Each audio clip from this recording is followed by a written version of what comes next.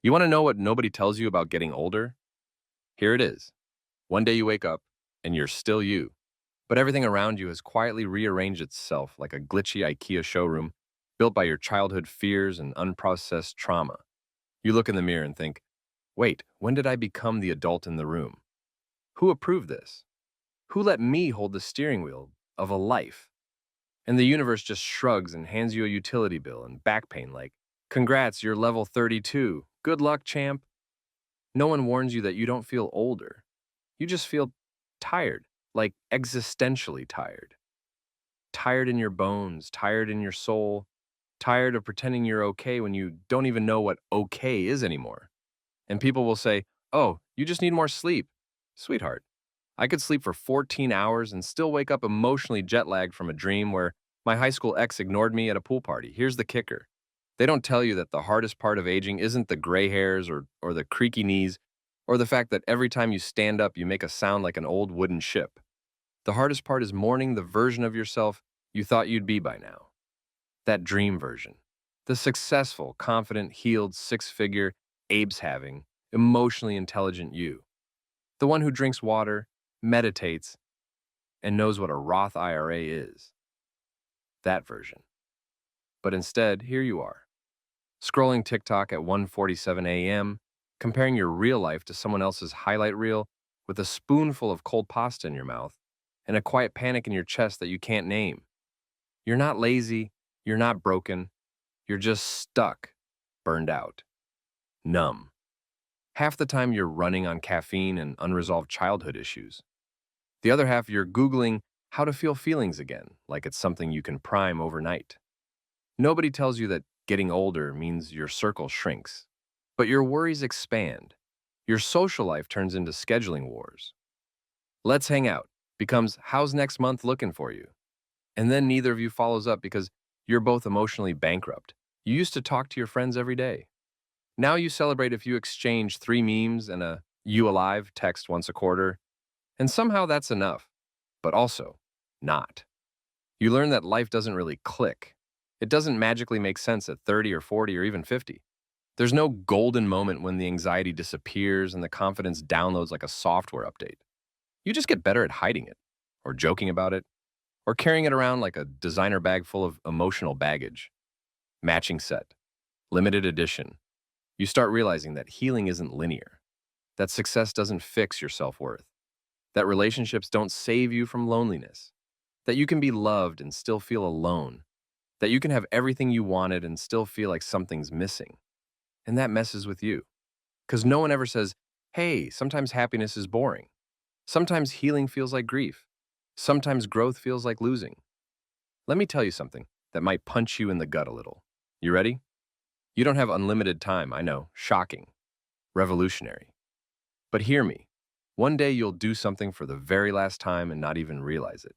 The last sleepover with friends, the last carefree road trip, the last time you laughed so hard your stomach hurts without needing a nap afterward, the last spontaneous midnight adventure before you became someone who checks the weather and takes a probiotic. And what really gets you? The small stuff. You'll be walking through a grocery store and see a cereal you haven't eaten since you were, and suddenly you're sobbing in aisle 7 because it hits you. You can't go back. You'll never be that kid again. That version of you is gone. And no matter how many vision boards or green smoothies or journaling prompts you do, you can't time travel. But you can choose. Every damn day you can choose to stop abandoning yourself. You can choose to stop living like you're running out of time to be someone else. You can choose to be here with the weird, messy, hilarious, heartbroken, still learning version of you that exists right now. You want an aha moment? Here's one. Life isn't a ladder. It's not some perfect linear staircase to a final boss version of yourself. It's more like a forest. Twisting, beautiful, with sometimes you're running, sometimes you're lost. Sometimes you're curled up under a metaphorical tree having an existential crisis about your purpose while pretending you're fine on social media. And the worst part? You think you're behind. Behind what? Behind who? Nobody's actually ahead. Everyone's just winging it with better filters and stronger coping mechanisms. Nobody really knows what they're doing. Some people are just better at acting like they do. And the ones who seem the most put together, yeah, They cry in the shower too, trust me. Want to hear a story that ruined me in the best way? There's this old parable about a cracked clay pot. Every day, this woman carries two pots to fill with water. One's perfect, the other's cracked and leaks the whole way home. For years, the cracked pot feels useless, broken, like it's failed its purpose. Until one day, the woman says, "You see those flowers along the path? I planted seeds on your side, and every drop you spilled watered them. You didn't fail. You bloomed. That's you. You think you're behind. But you've been watering things you didn't even know. The people you've helped.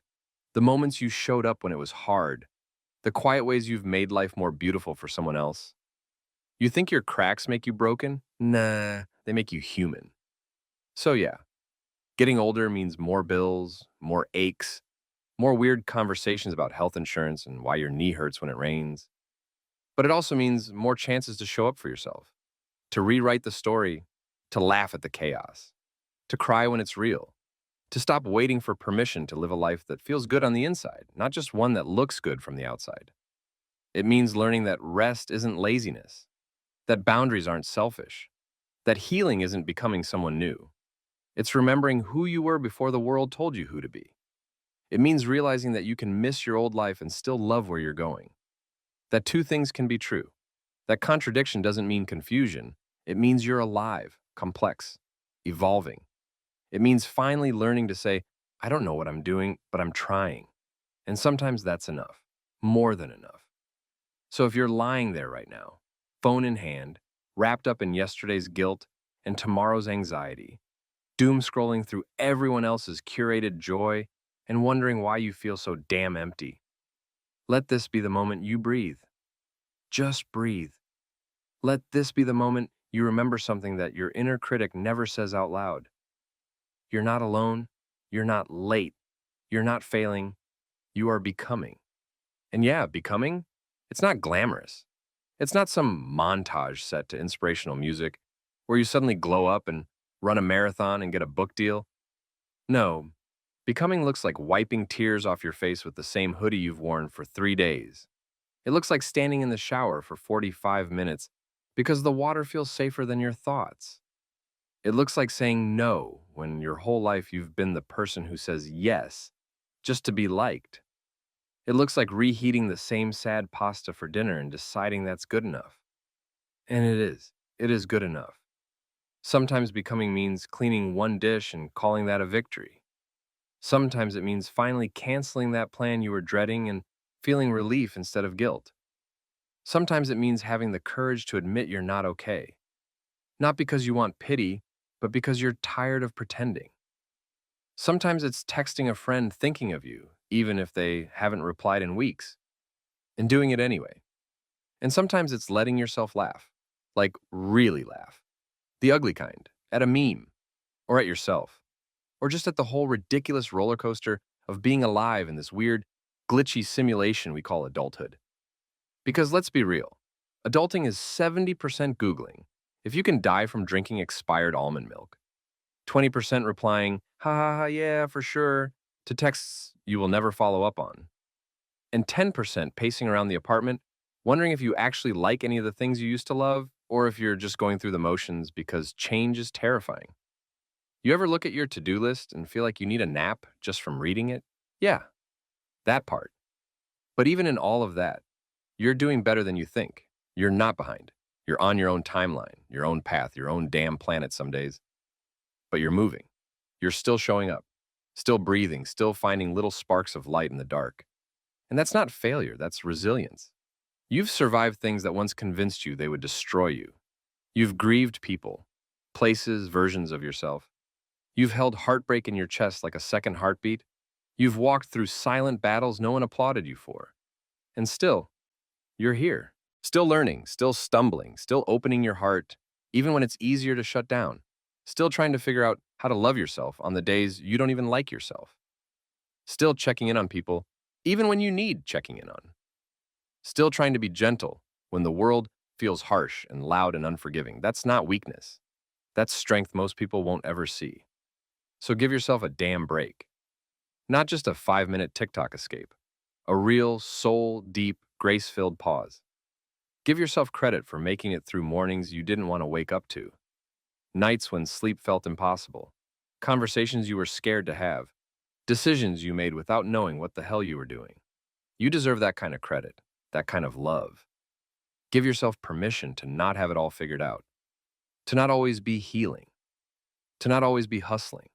You don't have to earn rest. You don't have to prove your worth. You don't have to be more than you are to deserve love right now. You made it this far. Through chaos and heartbreak and awkward first dates and toxic bosses and quiet Sundays that made you question everything. Through self-doubt and second guesses and those weird years where you didn't recognize yourself in the mirror. And you're still here. That's not nothing. That's everything. So take a breath, not a shallow one, a deep one. Let it fill your lungs like you finally believe you deserve air. Drink some water, not because it's trendy, but because your body deserves to be cared for even when your mind is exhausted. Text someone you love, not because you need a reply, but because it matters that you said it. And keep going, not in a toxic productivity way, not in a rise and grind kind of way. Just keep becoming, keep unfolding, keep finding new pieces of yourself in quiet moments, in belly laughs, in ugly cries, in the songs you play on repeat, when you're trying to feel something, anything. Because the best parts, the ones you don't see coming, they're still ahead. The friendships that feel like home, the moments when peace sneaks up on you, the nights you fall asleep not from exhaustion but from contentment, the mornings when you wake up excited, not anxious, the version of you that's waiting down the road, not perfect and not unscarred, but whole, rooted, brave, real. And yeah, getting older is weird. It's gritty and painful and beautiful in a way that no one prepares you for.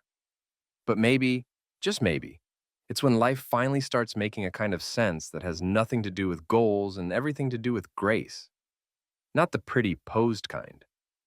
The kind you whisper to yourself in the dark. I'm still here. And that's enough every single time.